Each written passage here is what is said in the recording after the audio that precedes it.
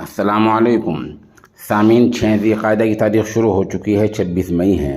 خبر کا عنوان ہے کیا عمران خان نشہ کرتے ہیں؟ دوسرا عنوان ہے کیا عمران خان کی دماغی حالت ٹھیک نہیں ہے؟ آپ پوری خبر سنیں۔ پاکستان سرکار نے سابق وزیر اعظم عمران خان کی میڈیکل رپورٹ جاری کی ہے۔ اس میڈیکل رپورٹ میں عمران کی صحت کو لے کر کئی چونکانے والے خلاصے انکشاف کیے گئے ہیں۔ ان کی دماغی حالت پر بھی سوال اٹھایا گیا ہے۔ پچھلے سال ایک ریلی کے دوران لگی گولی کے بعد ان کا پیر فریکچر ہونے کا بھی ڈھونگ بتایا گیا ہے۔ ان کا پیر ٹوٹ گیا تھا، وہ پٹی باندھے کئی مہینے پھرتے رہے، رپورٹ میں کہا گیا وہ بھی ڈھونگ تھا۔ پاکستان کے وزیر صحت عبدالقادر پٹیل نے آج جمعے کے دن پریس کانفرنس کر کے عمران کی میڈیکل رپورٹ سامنے رکھی۔ انہوں نے کہا کہ 9 مئی کو القادر ٹرسٹ معاملے میں گرفتار کرنے کے بعد عمران خان کا یورین سیمپل لیا گیا تھا۔ اسلام آباد کے پاکستان انسٹی ٹیوٹ آف میڈیکل سائنسز میں ان کا یورین سیمپل لیا گیا تھا۔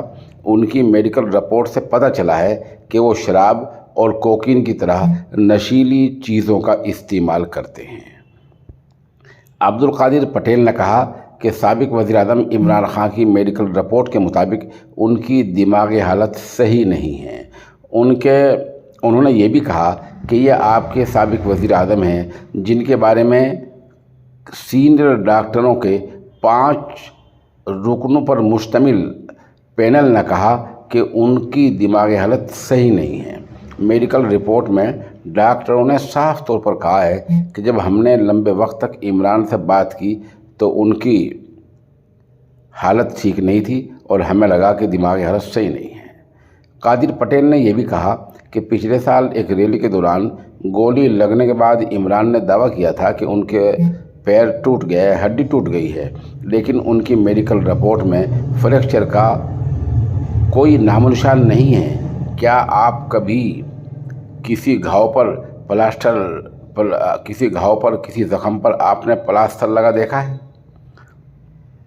بہرحال یہ رپورٹ چونکانے والی ہے اور میڈیکل رپورٹ کی جو وضاحت سامنے آئی ہیں اس کے مطابق عمران خان کوکین اور شراب جیسی چیزیں استعمال کرتے ہیں اور وہ نشے والی چیزیں استعمال کرتے ہیں۔